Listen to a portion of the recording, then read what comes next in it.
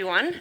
My name is Isidora, and today I will be talking about the power of social media, and hopefully I will change the way you feel about it. Social media is massive, and the market has only been growing and growing, and this is something that cannot be neglected. I want to have just a very, very quick look at numbers and statistics just so that you can grasp the size of it. Just in the last year, we have more than 30% growth on the social media market. We have more than 5 billion people using social media. This is literally everyone. Mobile phones are becoming more and more accessible. Everyone is on their phone for one reason or another, and social media is one of the main reasons people are on their phone, or one of the reasons why people spend so much time on their phone. So, market being immensely big, this also brings a lot of competition, of course. And social media, the way it grew, it has actually revolutionized how people do research. So people truly, I don't know if you thought about it in that way for yourself or maybe for your business, but people do research through social media. 70% of people pick their next holiday destination based on something they have seen, based on some visuals, based on some experience shown by someone else. Now, of course, irrespective of the industry, everyone is competing for exactly the same thing. Everyone is competing for attention. Now, since you know what you want to grab, and that is people's attention, the way to start on realizing what you want to do with social media is to understand what you're competing against. Now, if you're a photographer, you're not competing against photographers in your country or photographers on your continent. You're competing globally. Same thing as with a dive shop. People are traveling around the world. You're not only competing against the dive shops on your coast, you're competing with dive shops globally, brands, anything. Social media has opened the world in such a way that the competition is global. So you have your niche or whatever your business is, where you're competing, but you're not only competing against that in social media, because you are also competing with every single individual's interests. So people go on social media and they look at cooking, they look at cats, they look at cars, they look at the news, they look at every single possible thing, and you need to somehow fit in there. Now, this is very massive. Videos and photos that you see on social media, these are partially massive productions. And this makes the whole thing very overwhelming. So how do you fit in there? It becomes very intimidating. What do you do to stand out? How are you actually going to compete with a cute cat when you're not even selling cats? So bear in mind that you're competing against everything, your own industry, and everyone else on the internet. So the way to analyze and then having a structured process of being on social media and having a social media process, my top tip is to actually analyze how you use social media. So I would strongly recommend to anyone who's interested, afterwards, when you're on your phone and you're scrolling through whatever platform it is, think about what is it that catches your interest. Analyze why did it catch your interest? What is it that you stopped scrolling on? What is it that you saved? Why did you save it? What is it that you shared with your friends? And what is it that you sent to other people? And how exactly do you consume it? Sometimes it is difficult to do it with ourselves. So when you try to analyze what's going on in the social media behavior, I can strongly recommend that you sit next to a friend who is casually browsing on their phone and just see what they're doing. Irrespective of whether you can hear the sound or not, just see where do they stop scrolling? What is it that they like? And these are the things that will help you understand the content that performs on social media. So I have been analyzing social media content for a very long time, and I dare to say that I'm a fairly average person, but I have figured out what works. So we are going to dive into the components of good content, and not only good content, but viral content. So content which explodes and which is shared with the world literally. And these components are fairly common. So many of you who are probably into social media know that social media is about trends. It's very fast moving, and there are things going on. Sometimes people don't even understand the trends. Sometimes I don't even understand the trends. But trends go viral. So when you see something repetitive and something being done by many people, it's apparently very trendy. So one way to hop onto that wagon is to just copy it and see, I am doing that trend. I am taking that idea that someone else has come up with, even if it's slightly silly. I can see how I can adapt that to my business, to whatever it is that I am selling, and copy it.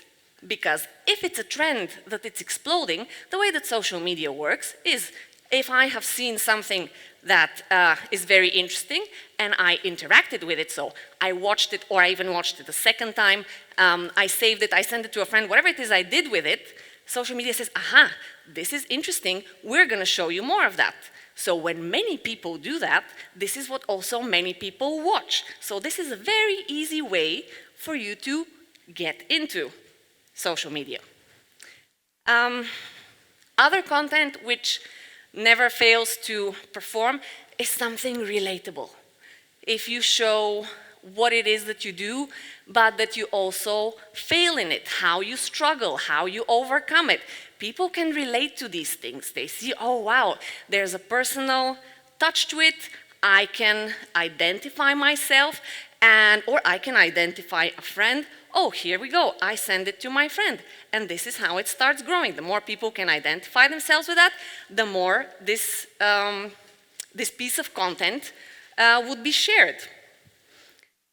Then we have educational content. This is something which people tend to save. You give them a tip. Here is how to do some settings on your camera. Here is how to attach your spool to your SMB. Here is how to, whatever it is. Anything that gives you credibility. If you're selling a course, you can say, well, here is how we do it here in our dive center. Here is how I do it as a dive professional.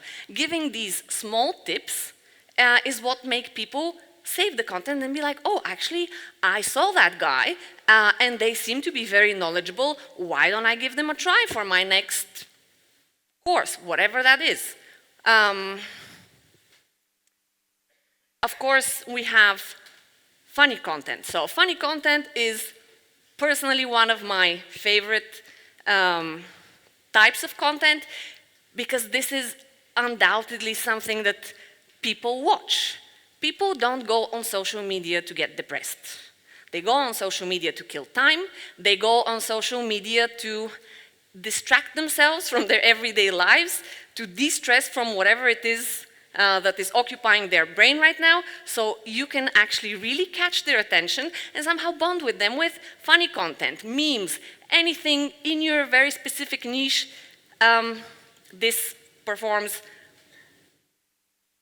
very well.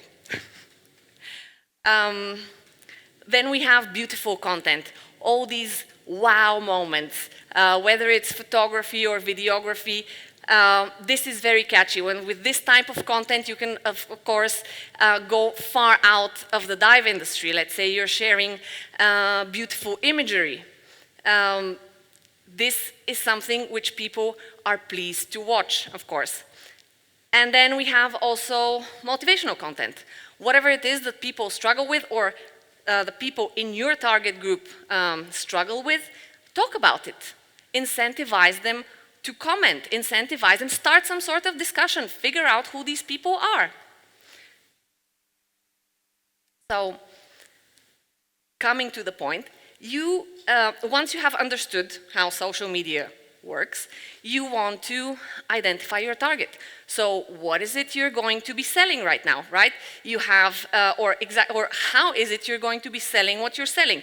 You can take one of the approaches and say, I'm going to do educational content, or you can take a few lanes. I can do a few motivational videos. I can, if I have some amazing encounters, I could share those. I can make some memes about whatever it is in diving that people either struggle with or fail in, and these are the things that people identify themselves in. So you take an approach in knowing what your target is, and then you have to figure out exactly what fits you and what suits you. And of course, it is a lot about trial and error. I can't give you the winning formula for your business, but you need to try what works with you. And people are like, oh, yeah, social media is not really for me, and I don't want to be in front of the camera, or I can't be a clown. You don't need to be everything all at once. You start with whatever you're comfortable with, and then it evolves one way or another. I think the most motivating part is that people start asking you questions, people start engaging with that. And this is when you find out what works for you and what works for your audience, because you specify them and you know who you want to address. The main goals for any business, or the one thing you want to achieve with any piece of content, is, of course, you want to make people stop scrolling. So when you analyze your social media consumption behavior, try to figure out of all the things you've saved or sent or watched more than once, what happened. Like, you're scrolling, right? It's endless. What is the first thing what grabbed you? What hooked you into actually watching it to the end? And whenever you're posting, and I will talking mainly about videos, what is it that your video is going to start with? What are you going to say? What are you going to do? How are people stopping to scroll? This is what you need to find out. And even if you already have a concept of a video or of a message, you go and revise it afterwards and see, is my beginning actually strong? Because yes, maybe the conclusion is wonderful, but if people didn't start watching it in the first place, then it wasn't so powerful. And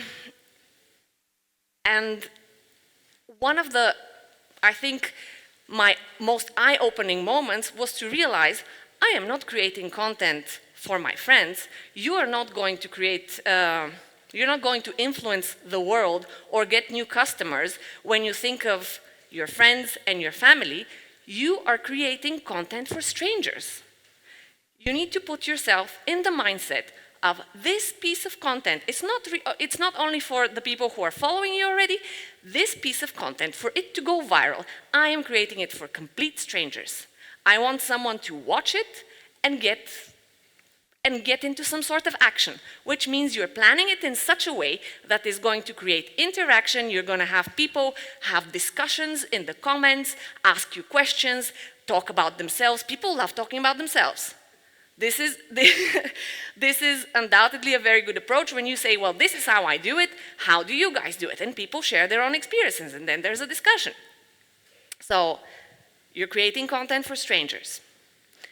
Yeah, you want to already plan what's going to happen in the comment section. You want to plan, you want to include an element for which people would save it. You want to also tell them, hey, save this. You can do it in the caption, or you want to tell them, hey, follow me, because many people are just watching content and just continue scrolling. And just tell them why. What is it that you're doing? If someone is seeing you or encountering you on social media for the first time, what is it that you're following me for? It could be, well, I do travel content. So if you want to see dive destinations around the world, have a look at my profile. Or if you want to learn anything about cave diving, follow my profile. Or I give tips on rebreathers, or whatever it is you do.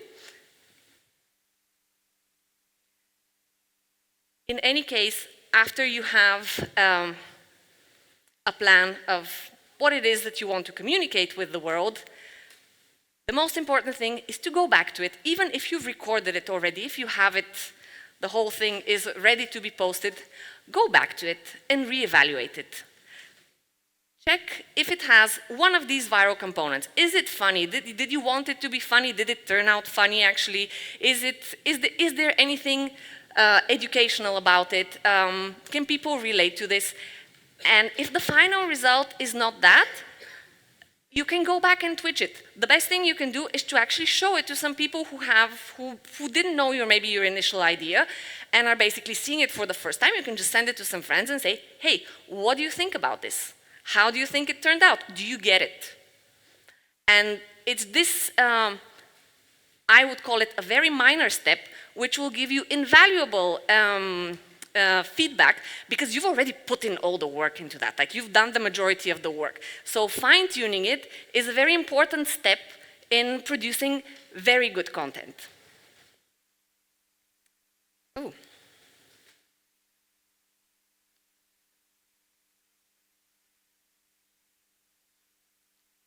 I still have 3 minutes, which is apparently unacceptable.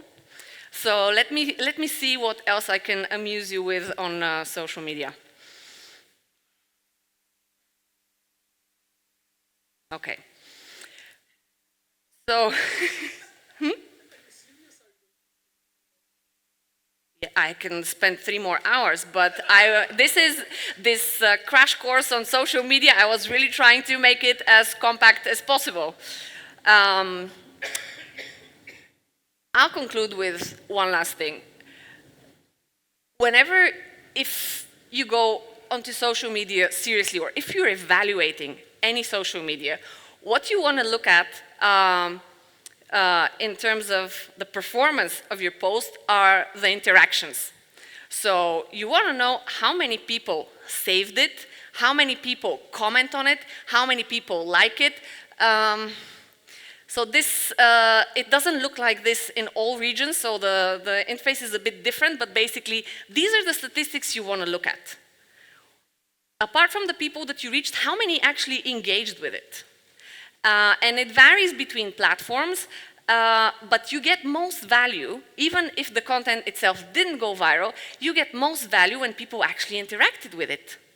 And especially if you're selling high-end services, this is the most important interaction. You're not there only to entertain the people. Maybe this is the way you grab them, but you want them to ask you questions. You want to engage with them. You want to get to know them so that you can actually make the sale in the end. Yes, please.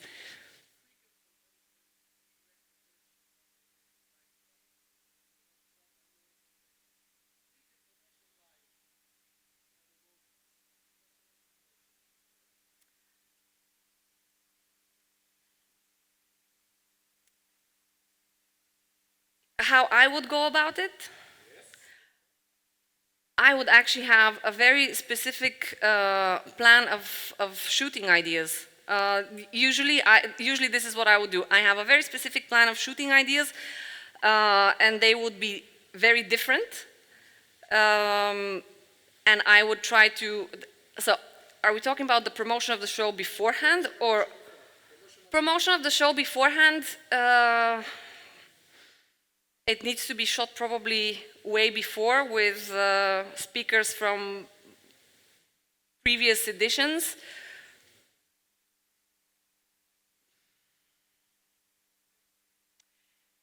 So a diving show is very difficult because you want to do the pre-promotion, and you actually want to show what's going on at the event. I am a very big fan of actually having everything very structured and having the ideas lined out. And for example, I know Alex and Tamara and Henry are going to be here, so I know exactly how I can use them or what they can say. I would pay them to use their channels to amplify the reach. I would go into collaborations with the speakers. And because it's not a one-person job, I would actually go into partnerships with whoever the speakers are and let them come up with an idea to promote the talks, because producing many videos throughout the year for a single event is very difficult if you're doing it internally, but if you outsource it to different people, they would bring their own audience and they would bring their own approach to it.